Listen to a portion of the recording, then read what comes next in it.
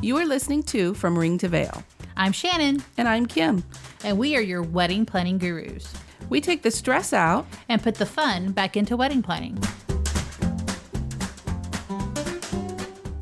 Wedding venues in the Spokane, Washington area, episode number 123. I have some good and bad news. My husband is being transferred. That's the good news. But I am moving out of the Washington area. Wonk, wonk, wonk. Back to Texas. That's right. Oh. And we will still be doing the podcast. Don't worry, that's not going to change. It's just going to be long distance. Yep. But the good news is that we will be able to service bigger area. Like I'll be in Texas. So all of you wedding professionals out there in Texas, I'll be there. We can set up guest host spots and everything and talk about all kinds of wedding stuff in Texas. Mm-hmm. So that's the good news. There you go. And the bad news. And all the in-between news. So this is happening in a couple months. Yeah. We're still in the same room for a while. Yeah. And there'll be a transition period, I'm sure. And probably in August, Kim will be having a lot of guest hosts. Hopefully. Although it's a kind of a sticky time, but We'll see. We're going to try to keep the sound quality as good as it is now. Anyway, today we are bringing you some venues from the Spokane area. Funny enough, I couldn't find a whole lot in Spokane. There are a lot around Spokane. There are a few in Spokane from what we could find, and we weren't able to drive out there and go see them ourselves, which we would like to do. But nonetheless, we have a few for you. The first one is called the Foxwood House, and it's located in Pend, Oreille. That's what I'm thinking. Pend, Oreille County, between Newport and Diamond Lake. So it's just outside of Spokane. The backyards, this is really cool, I thought.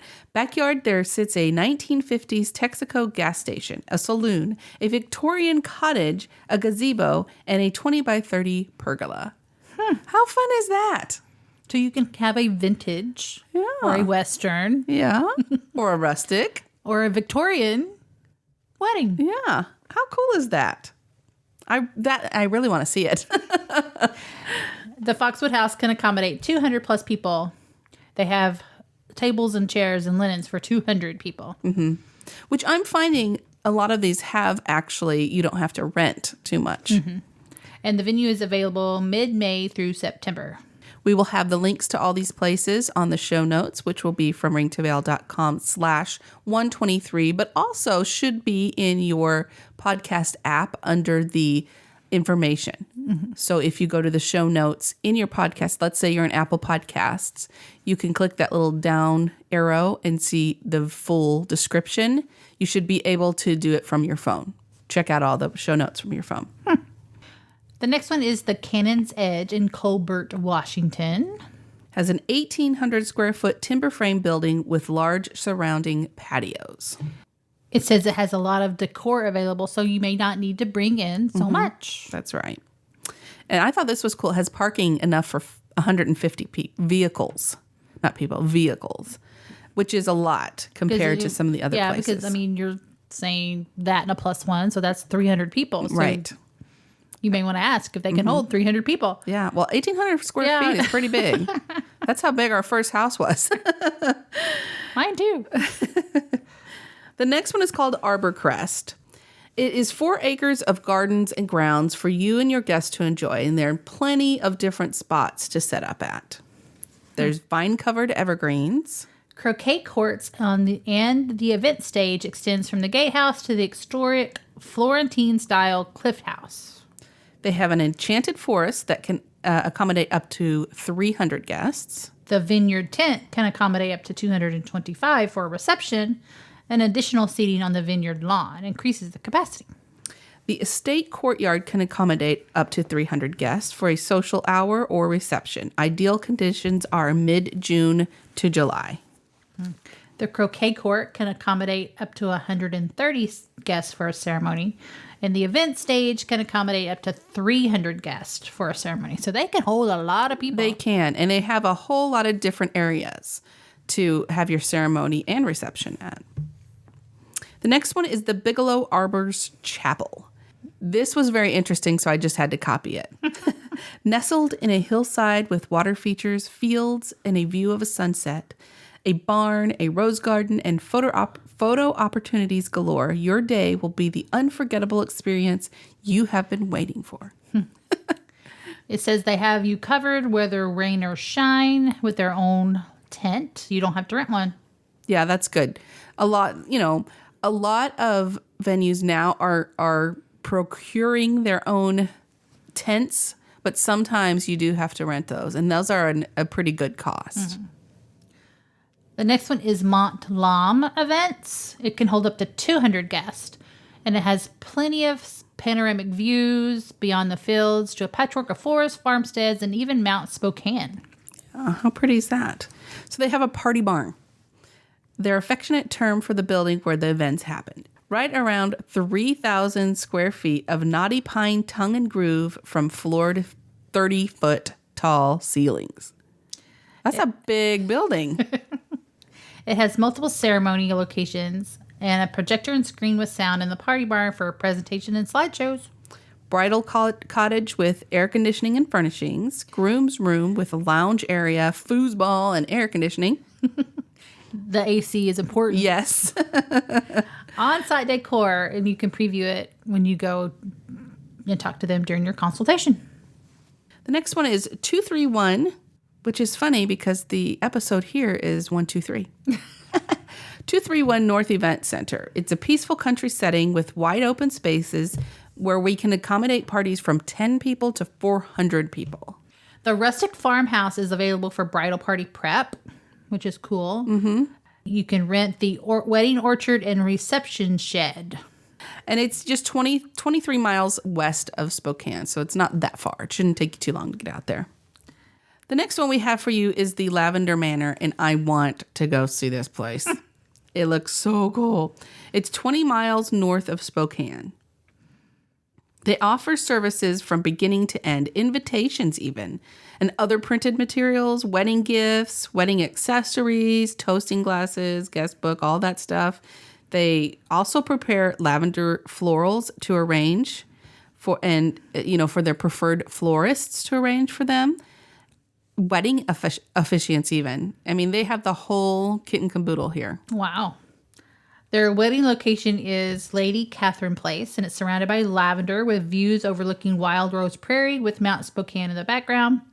A willow tree and red and white monitor-style barn add to the magical view. There's another one called Pemberley Park. Kind of like Kimberly Park, but Pemberley Park. It's their wedding and reception location just south of the red and white barn. The 17,000 square foot of a lawn is surrounded on two sides by lavender fields. I love it. And shared the same view as the Wild Rose Prairie and Mount Spokane. They have a Pride and Prejudice thing going on with Lady Catherine Place, Pemberley Park, and Brighton Hall. You caught on. Hey, I'm an avid fan of Jane Austen, so yes, I'm going to catch on to that. Brighton Hall is another one of their ceremony areas. It's an indoor venue and or dance hall. It's for intimate social occasions. The wooden walls and stable fronts reveal the history of Horse's House within. Today, the copper stills used for the distillation of essential oils have replaced the horses behind the stall fronts and add to the beauty of the hall. That's nice. I like that. Our forest wedding location is planned for 2018, so next year. If you are looking for a forest wedding, we will look forward to sharing our vision with you, is what their website says.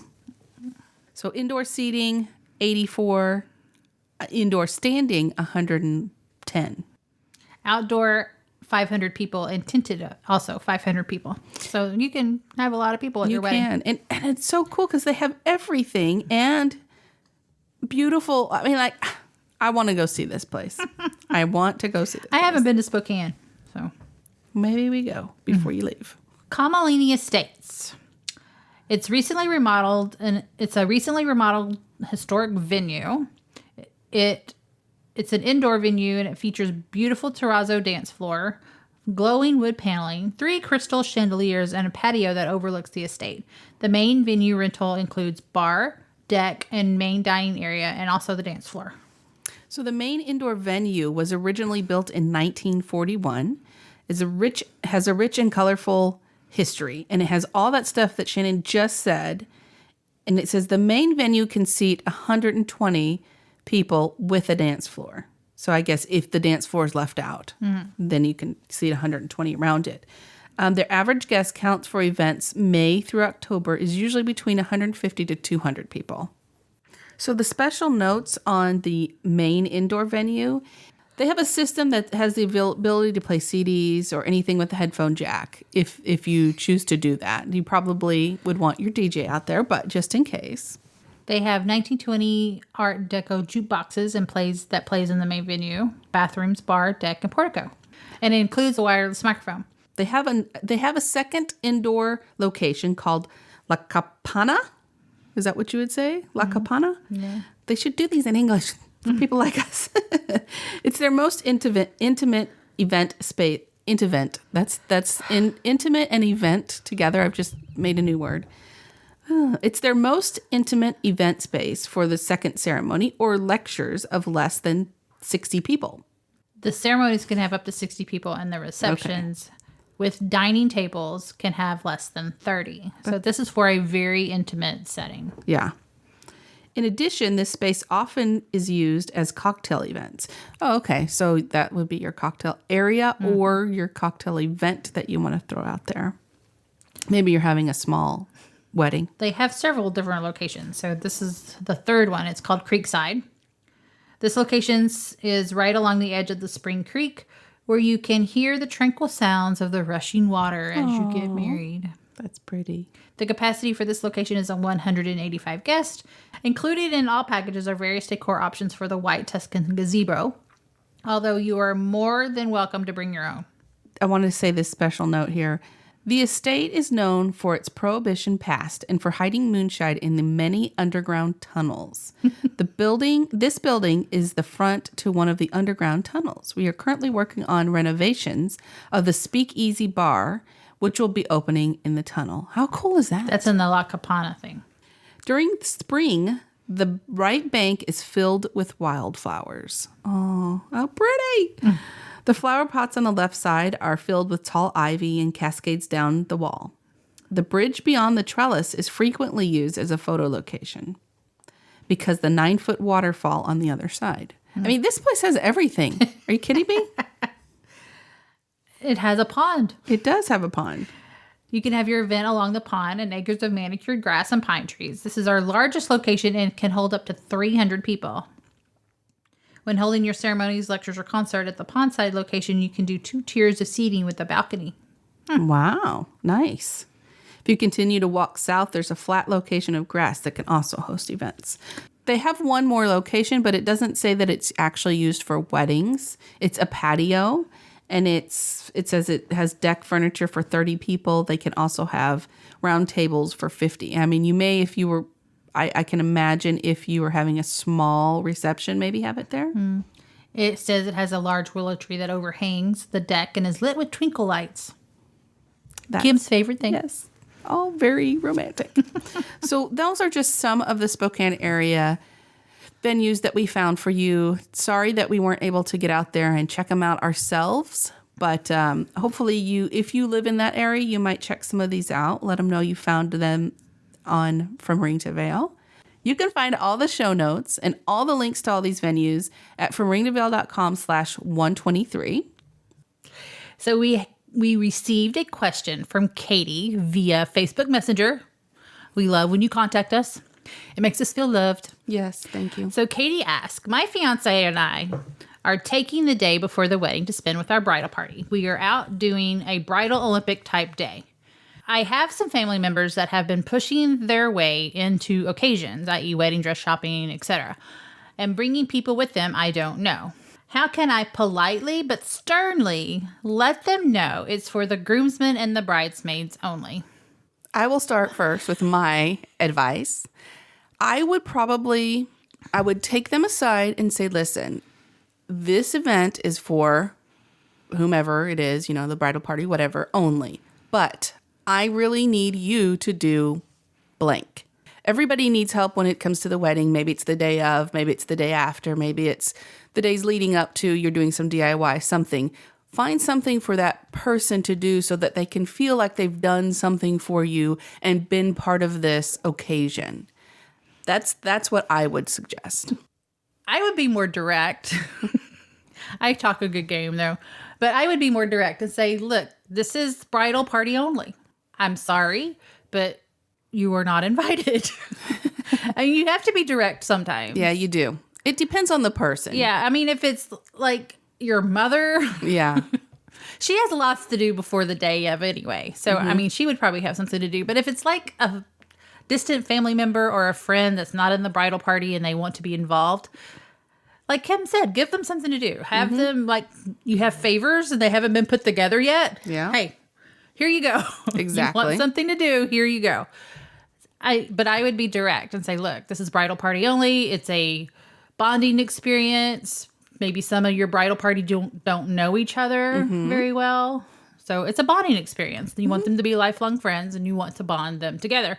Right. So I would just be direct with them. Yeah, that's pretty much. I mean, unless you want to start a fight, you can be really rude and mean and be like, I'm not saying like yell at them and say, no, you can't come. Just say, look. Right. And just explain it to them as nicely as you can. I totally agree. But I know there's some people out there that just aren't going to listen. Right. And they're going to try to anyway. And you're just going to have to put your foot down. Yeah. Does she know the location of this bridal Olympics? Yeah. Because if she doesn't, I'd keep it a secret. Yeah, exactly. Good luck, Katie. And thank you so much for contacting us. You can always email us at info@fromringtoveil.com if you have any questions or suggestions. And hashtag us on Instagram. Hashtag us and we'll find it. Or Twitter. Yeah. We will find it. Please subscribe to the show. That's what we need you to do. Subscribe. Apple Podcasts, Google Play, Stitcher, anywhere you listen to podcasts. And if you would like to support us, please visit our Patreon page at fromringtoveil.com/give. And that is all that we have for you today. So, no stress, no worries. Keep calm and listen on.